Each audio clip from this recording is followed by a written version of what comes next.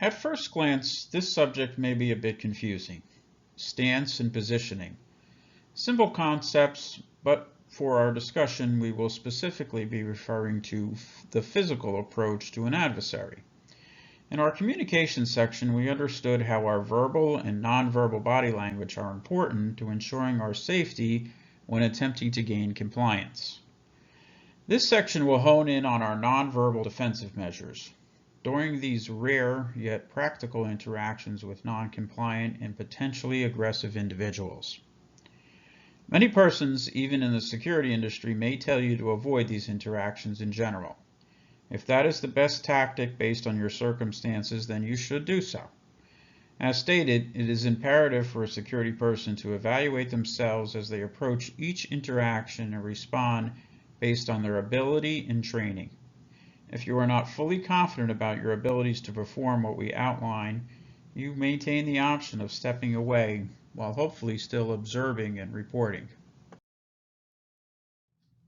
As we have reviewed, security personnel can approach persons about misconduct, rule violations, or suspicious activity, but they should always be cautious. Such contacts can provoke an already agitated person or cause them to become aggressive.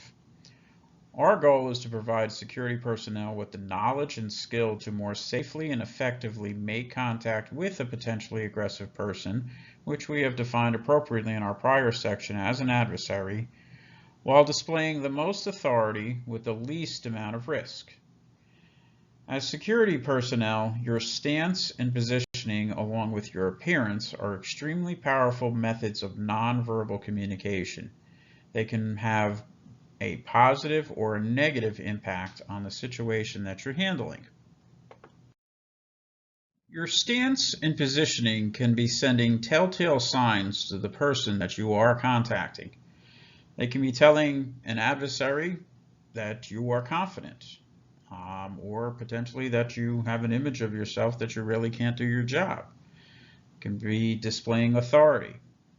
The idea that you are in charge of your scene and your property, or on the other side that you'll potentially let people walk all over you.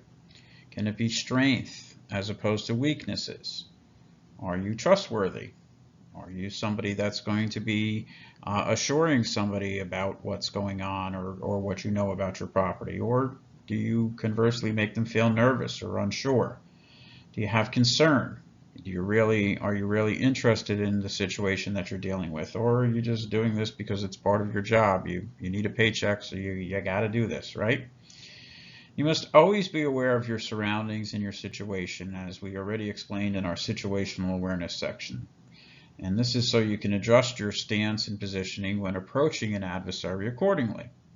You don't want to send a message of authority or dominance to people during normal interactions, obviously. At the same time, you don't want to approach an adversary who is agitated by leaning in too close or dropping your guard, potentially putting your personal safety at risk. Everyone has their own personal space that surrounds them.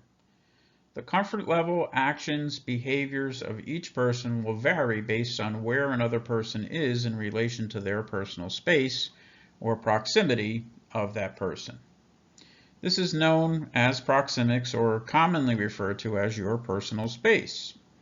Generally, there are 4 zones of proxemics or personal space. The furthest away being the cold or public zone, which is reserved for general public and other interactions or contacts that are impersonal, where no relationship is really going to be taking place. This might be maybe even waving at somebody as you're walking down the street past them.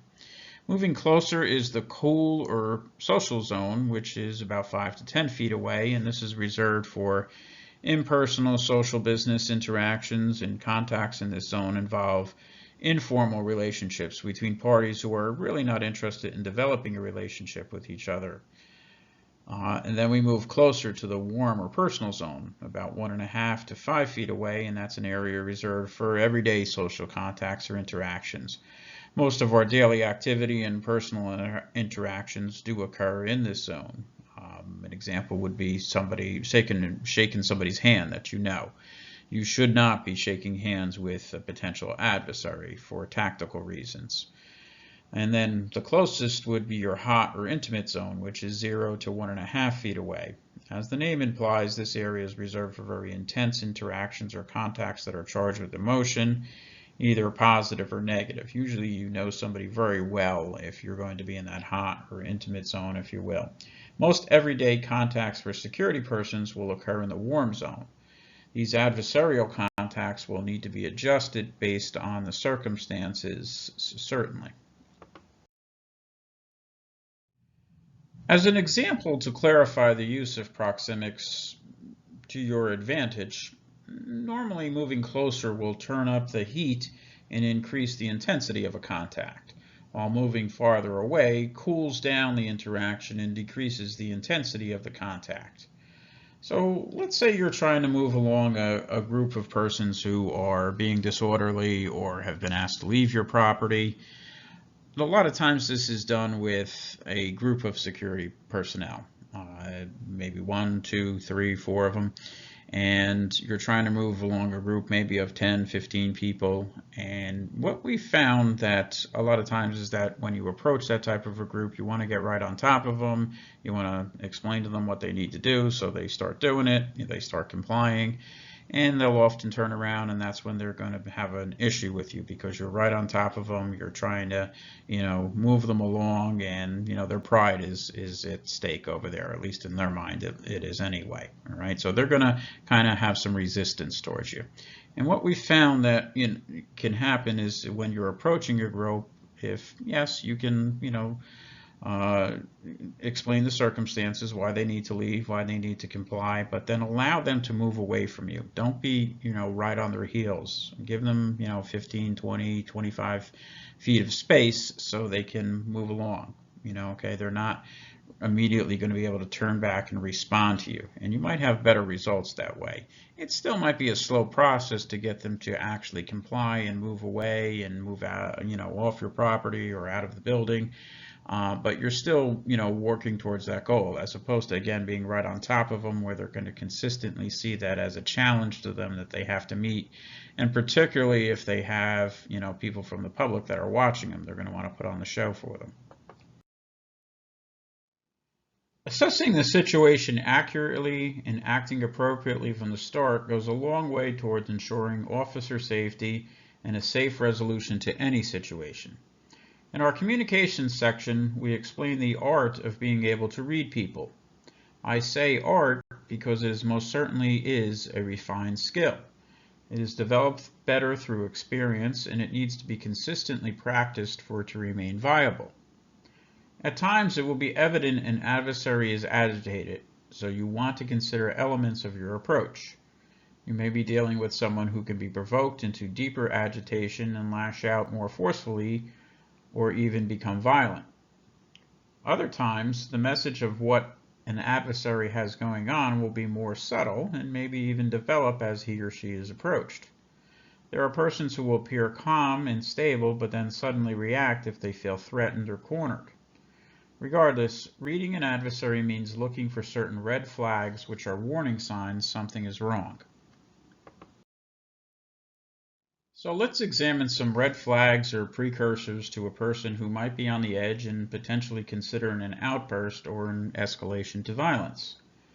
Certainly if someone is being very verbal about their feelings, perhaps even making threats before your approach or even trying to be dismissive of your overtures for contact. These people are already announcing or even warning you that they may not be very welcoming to your message. Also watch your nonverbal body language as well, as those elements can be reviewed by your adversary, especially your facial expressions, which are normally the most obvious as you're approaching somebody. But people who are nervous, they're uneasy, they're anxious, they're uneasy with themselves. Those are potential warning signs as well. If you have somebody that's concentrating on their breathing, they're breathing heavily, they're panting, so to speak. They are openly expressing any kind of an anger or anything else like that, or if they have clenched fists, they're scowling at you. All of these are obviously warning signs. Any of these should be telling you to request additional backup if possible, and seriously consider what, if any, approach to that adversary will be possible. And while it's always wise to anticipate the unexpected, if you have these red flags presenting, you must expect that that person has a high likelihood of turning up the intensity of any contact that you might make with them. If you have an adversary that is attempting to quickly move or hide an object on their person or discard it elsewhere, that should rouse some suspicions as well. If you do approach somebody in that circumstance and they attempt to confuse or distract you, it may indicate, an immediate potential for violence. Regardless, if the person is clearly unsettled, they're definitely exhibiting signs of desperation, and those type of feelings when somebody is in trouble can cause them to lash out. Desperate people do desperate things.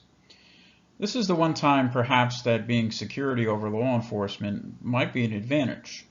Your goal is to have a person correct their behavior and move on. It's not usually to arrest them or prosecute them. So use this to your advantage by assuring them that your only role is to get them to comply and to move on. You're not looking to necessarily get them in any type of legal trouble. Focusing on two body characteristics can also alert you to warning signs. Watch your adversary's eyes and hands in particular. Quite simply, their eyes will generally tell you what their next move might be, and if they do intend to get physical, most likely they're going to do so with their hands, so watching that would be important as well. Clenched hands, or clinching or unclinching, tend to telegraph violent intentions. People who are tense or nervous may have their arms crossed or shoved in their pockets, even when they're walking away. Now, open hands tend to send a more peaceful signal.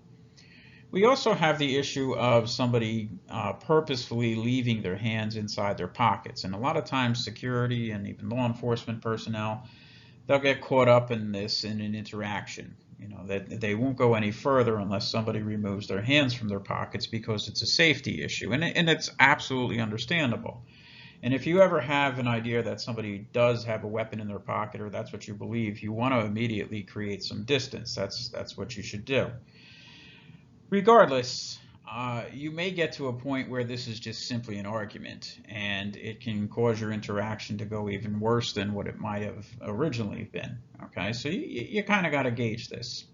For what it means, there are some studies indicating that if people have their hands in their pockets and let's say their thumbs are out, that means that they're feeling somewhat confident or dominant. Or if they have their full hands inside their pocket, that might mean that they're attempting to hide something or able to quickly grasp whatever might be in their pocket, such as a weapon.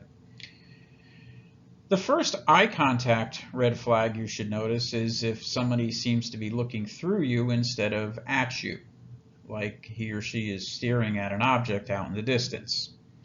Conversely, if someone is staring directly at you with a purpose, this may be a warning to you as well.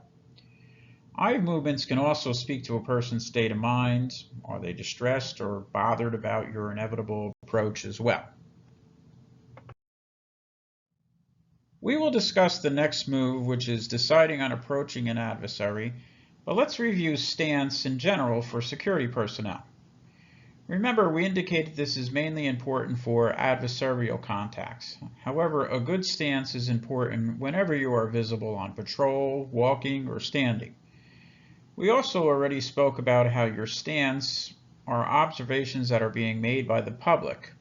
And what are they seeing? They're seeing whether you're confident, whether you're trustworthy, whether you have safety on your mind. So establish a good stance in general. A good stance will present an open and non-threatening image for most non-adversarial public interactions, but still put you in the best position to move or defend yourself if you must. A stance for interacting with an adversary will not differ drastically, but perhaps be a bit more purposeful. Again, with the idea of being able to use it defensively if necessary. For regular public interactions, you will generally have your own variation of these, and most are effective and should be established to what you're comfortable with. In addition to stance, you want to incorporate your hand placement. Again, for non-adversarial interactions, there are several variations. Regardless, security personnel should never have their hands in their pockets when on patrol. Beyond the negative image and idea that you probably are bored or disinterested, it's unsafe, as your hands may need to be your weapons of defense and you have them tucked away in your pockets, allowing for time and distance to work against you.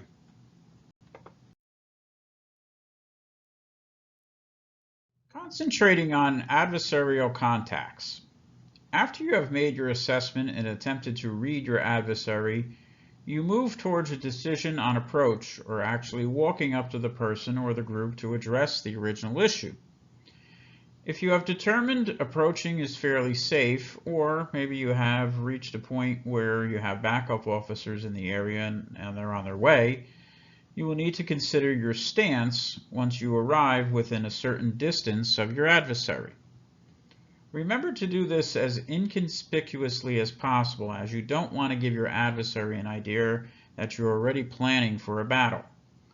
Also, if you approach and find it necessary to adjust your stance, be subtle about it, as quickly adjusting to a more defensive stance can provoke your adversary. When you decide on your proxemics, your personal spacing, based on the circumstance, you are creating what we call a reactionary gap. In other words, space to respond as safely, effectively, and tactfully as possible. You want to maintain a comfortable reactionary gap, which is generally 4 to 6 feet from your adversary or 2 arms lengths away. This will provide you with a chance to react in the event of an attack, either to defend yourself or to create distance between yourself and the adversary.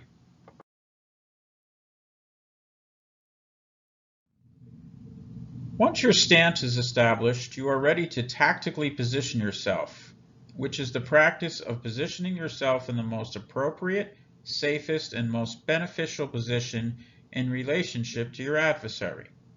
Tactical positioning uses both proxemics, personal space, and stance, how you stand, to position yourself in the safest and most effective position for whatever situation you may be involved with. So let's examine the elements of a good stance when you are tactically positioned. For starters, stand with your feet approximately shoulder width apart. Arms and legs should be slightly bent so you react more quickly and with more flexibility. Then angle your body slightly from your adversary. You will aim your angle at a almost 45-degree angle, give or take, with your weak side forward. Your weak side is your opposite of your dominant side, either you're right-handed or you're left-handed.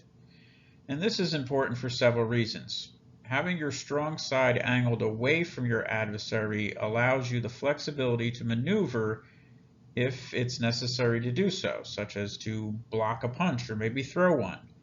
You will have that room to work through your reactionary gap. You also need to place your weapons on your strong side. A firearm, OC spray, a baton, whatever your weapon may happen to be. Having a weapon angled away from your adversary provides it better protection, as an adversary would need to reach through your reactionary gap and attempt to take it away from you, which is something you must consider to be possible. Any weapon in these environments held by you or your adversary can be used against you. The last tactic is the positioning of your hands, which need to be different from what they might ordinarily be in a general public interaction. Your hands or arms should never be resting on your utility belt or other equipment, or certainly not in your pockets. Your hands may become your weapons, and placing them too low decreases your reaction time. Placing them in the center of your chest cavity allows for faster reaction times to either defend by blocking or using your hands as weapons to strike if necessary. And lastly, you never want to be in what we would call an inside position. In this position, you are immediately in front of or within reach of your adversary. This is why we're explaining that approaching somebody and angling is much, much better.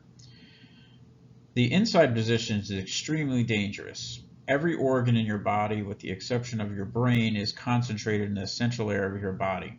The inside position leaves you open and vulnerable to any attack. Moving past proxemics and tactical positioning, let's consider an interaction with persons who may have had an argument. This would normally be two individuals. This might include domestic incidents, arguments between two feuding parties. In a retail environment, this often occurs in the form of a merchant-customer dispute, where you respond to that type of an incident. We will refer to these interactions as a de-escalation interview position. This is somewhat different than a security guard approaching a single group or a single person in that there are two sides involved. First and foremost would be your safety factor, which we discussed in a prior section covering altercations. Should the environment allow, in other words, is it safe for you to interject?